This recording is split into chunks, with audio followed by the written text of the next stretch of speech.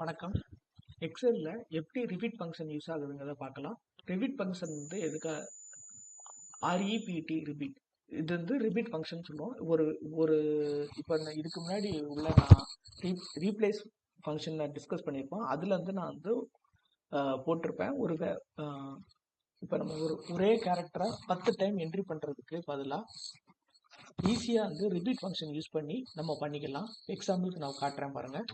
REPT repeat ஃபங்க்ஷனுக்கு text, எந்த டெக்ஸ்ட்டை நம்ம ரிப்பீட் பண்ண போகிறோமோ அந்த டெக்ஸ்ட்டு. ஸோ இந்த இடத்துல நான் ஒரு ஸ்டார் போடுறேன். இதை வந்து ஒரு 5 டைம்ஸ் நான் ரிப்பீட் பண்ணுறேன். 5 க்ளோஸ் ப்ராக்கெட் என்டர் தட்டுறேன். 5 டைம்ஸ் ரிப்பீட் ஆயிடுச்சு. ஸோ சில டெக்ஸ்ட்டை வந்து நம்ம ரிப்பீட்டடாக போடுறதுக்கு யூஸ் பண்ணுறதுக்கு இந்த REPT ஃபங்க்ஷன் யூஸ் பண்ணி ரிப்பீட் ஃபங்க்ஷன் யூஸ் பண்ணி நம்ம பண்ணிக்கலாம் எக்ஸலில் ஈஸியாக. தேங்க்ஸ்.